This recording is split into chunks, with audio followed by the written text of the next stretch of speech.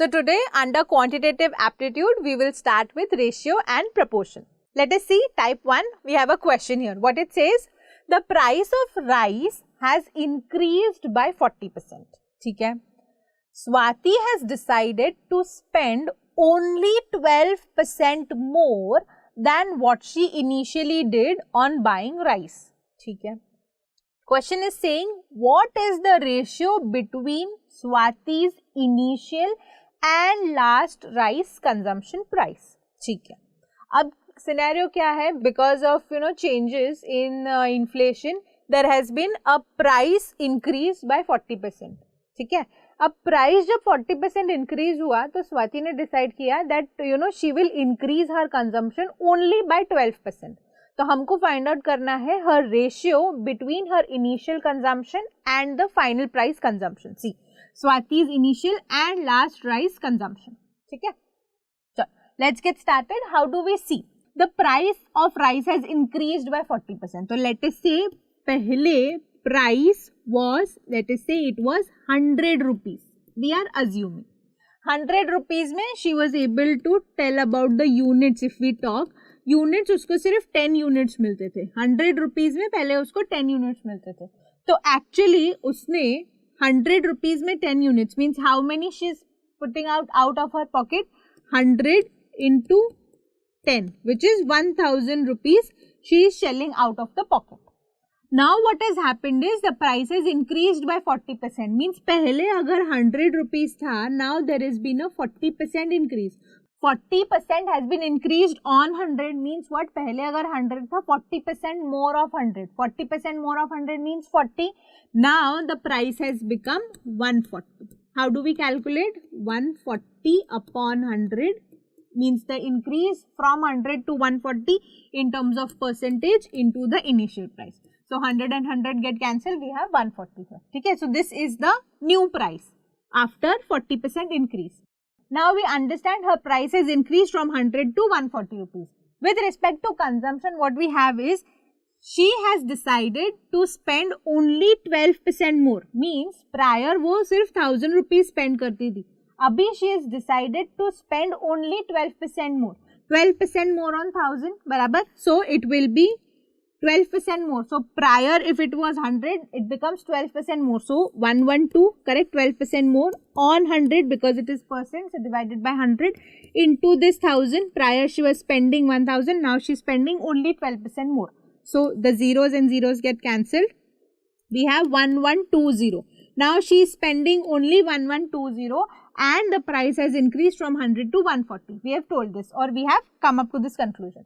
The question is saying what is the ratio between Swati's initial and the last rice consumption. So now we have the initial consumption. Initial consumption is her 10 units. Let us say 10 units. We need to find out the new consumption. How do we find out the new consumption? We have the new amount and we have the new price that has been increased. So the new consumption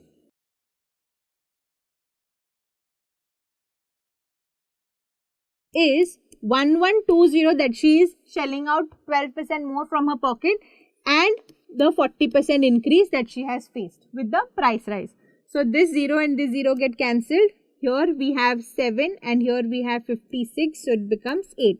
Okay, so now the new consumption is 8 units. Prior it was 10 units, the final consumption is 8 units. The question is asking the ratio between the initial and the last consumption. Initially the consumption was 10. Now the consumption is 8. So 10 is to 8, that is 5 is to 4. So the ratio becomes 5 is to 4. So the ratio of Swati's initial and last price consumption is 5 by 4. 5 by 4 becomes the answer. Moving ahead to type 2, we have a question which says, in a college the ratio of 9th students, the ratio of 9th class students to 10th class students is given to us as 2 is to 5 and the ratio of 11th class students to 10th class students is 1 is to 3. We will note this information: 9th class, 10th class and 11th class. Okay? The ratio is given 9 to 10 is 2 is to 5. So 9 to 10 is 2 is to 5 and the ratio of 11 to 10 is 1:3. So 11 to 10 is 1:3. ठीक है?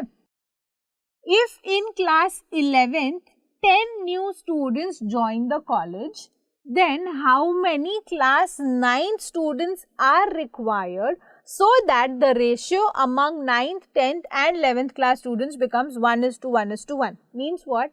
9th और 10th का comparison दिया है, 10th और 11th का comparison दिया है with respect to the ratio of the number of students. There is a condition कि अगर 10th स्टूडेंट्स और 11th स्टैंडर्ड में आ जाते हैं तो और कितने 9th क्लास में बच्चे चाहिए so that our ratio becomes 1:1:1. मतलब सारे क्लासेस में 9th, 10th और 11th में सारे क्लासेस में सेम स्टूडेंट्स हो, सेम नंबर ऑफ स्टूडेंट्स हो.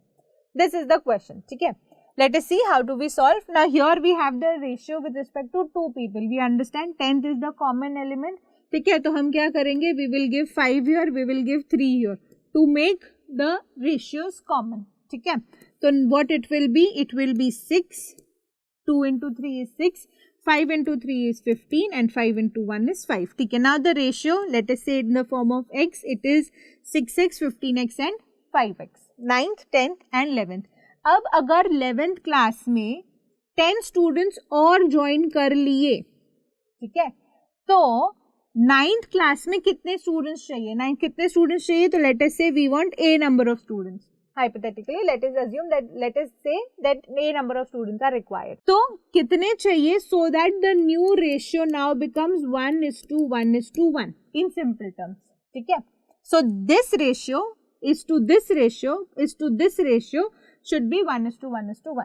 ठीक है, 6x plus a is to 15x is to 5x plus 10 is equal to 1:1:1. ठीक है, अब यहाँ पे तो 1:1:1 है.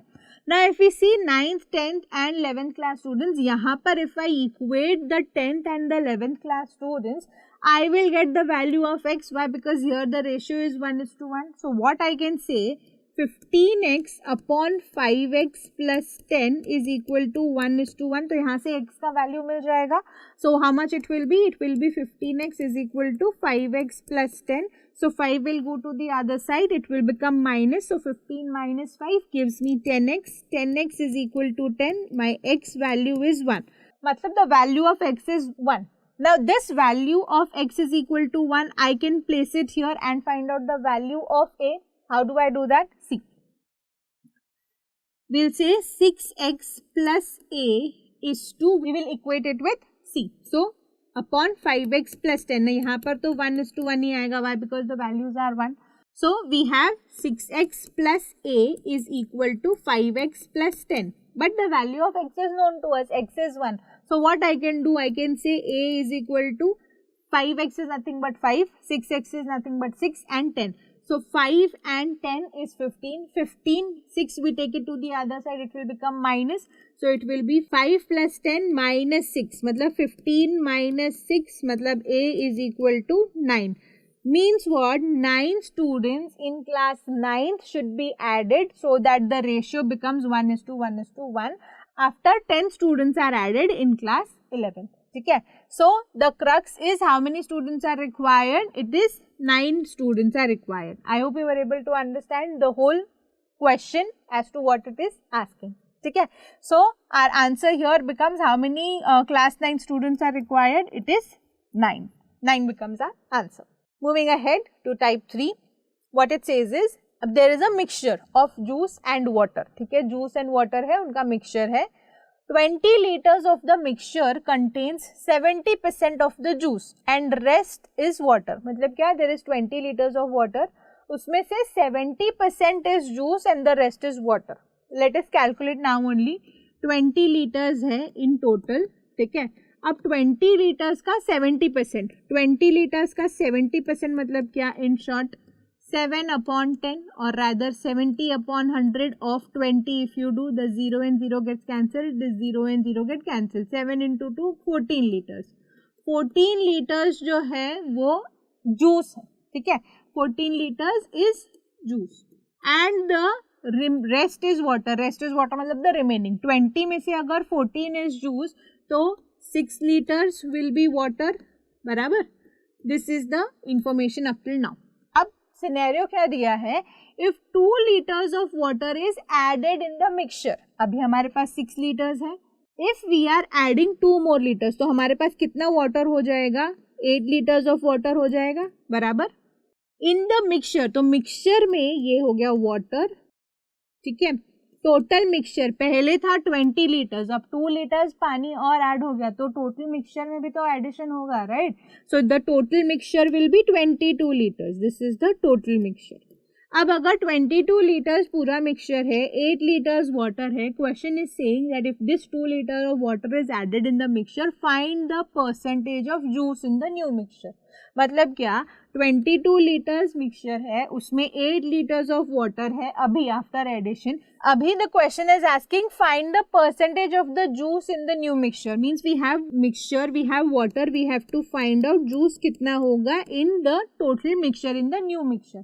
जूस हमारे पास ऑलरेडी पता है कि ये 14 liters है बराबर. Why, because there is no change in the proportion of juice, it is only water, and because of which after water is being added the mixture also gets increased.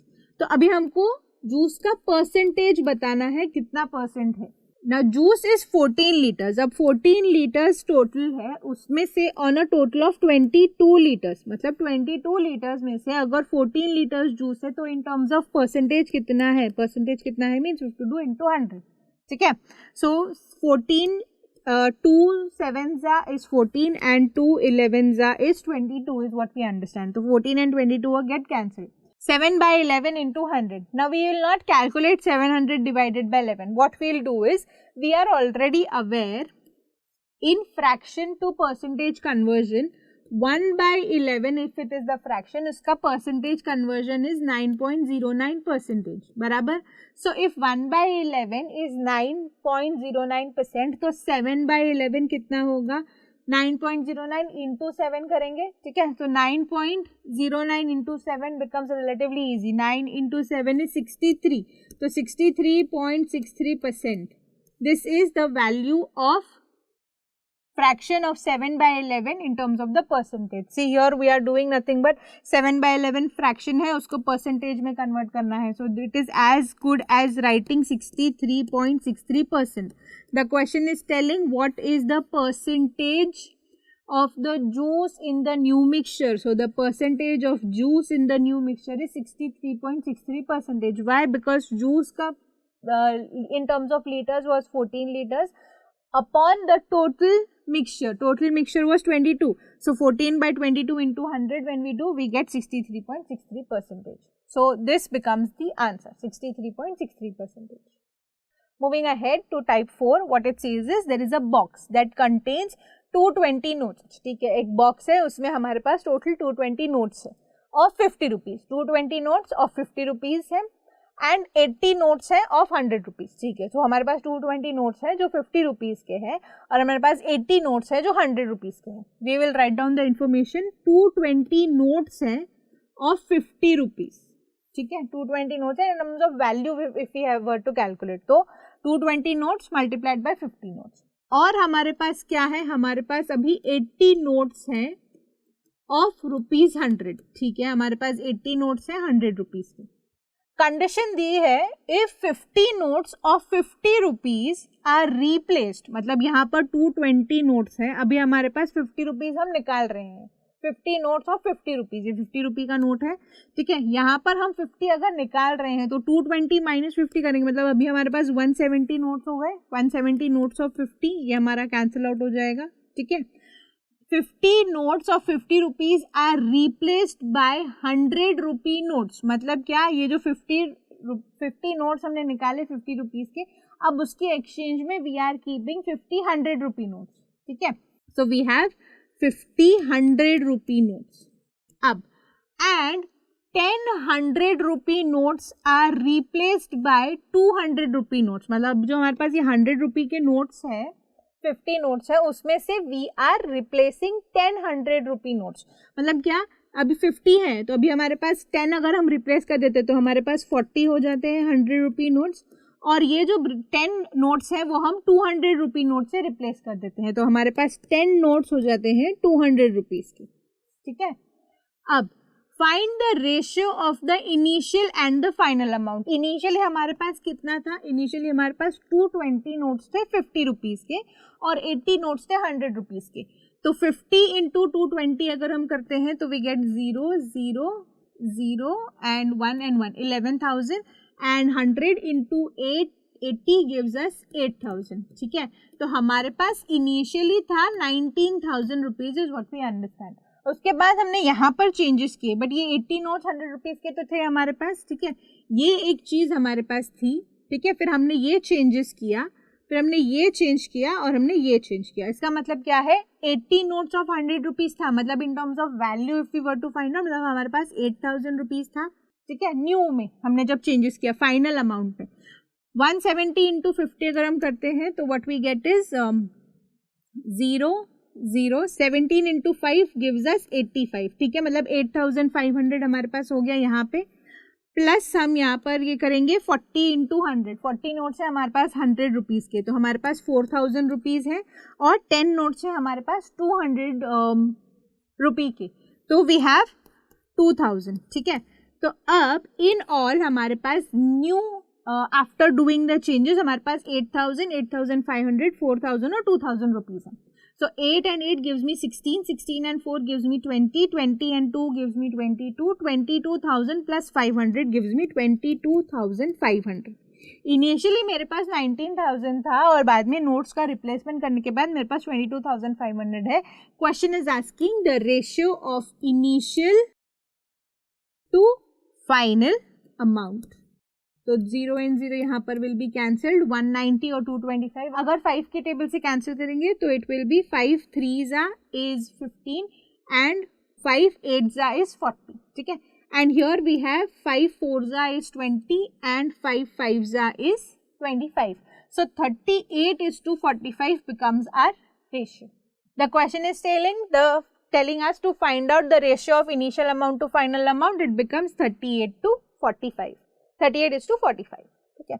Moving ahead to type 5, what we have is a sum of money is divided among P, Q, R and S in the ratio of 4:5:9:13 respectively. ठीक है, मतलब P has 4x amount, let us say 4 times some amount, Q has 5 times some amount, R has 9 times the amount and S has 13 times the amount.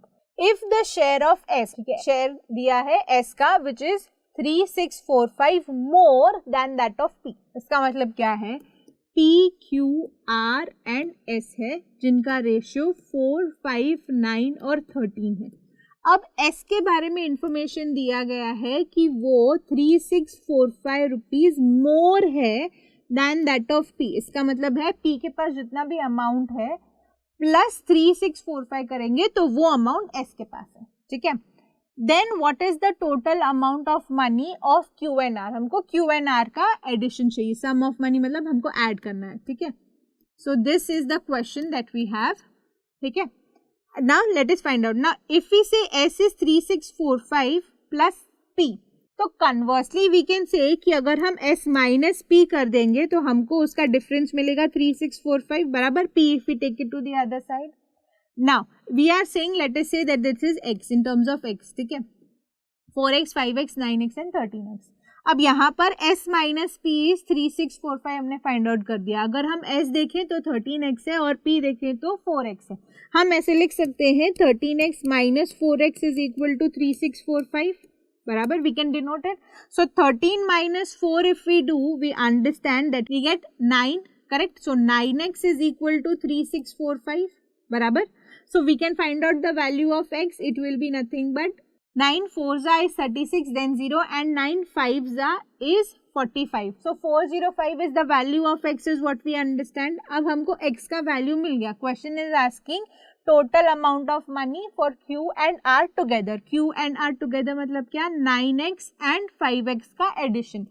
We have the value for x with us. 9x plus 5x मतलब 9 into 405 plus 5 into 405. 405 if we take it common, 9 और 5 मतलब 14. So in short 405 into 14 will give us our answer.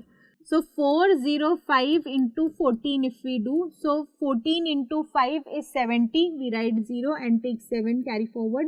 So here it will be 0. 14 into 0 is 0 and 7. 14 into 4 is 56. So the value of Q plus R is nothing but 5670. The question is saying find out the total amount of money for Q and R. We have found out Q and R is equal to 5670. Okay. So this becomes the answer of the question. So subscribe for more videos and stay tuned with Top Scholars. Thank you.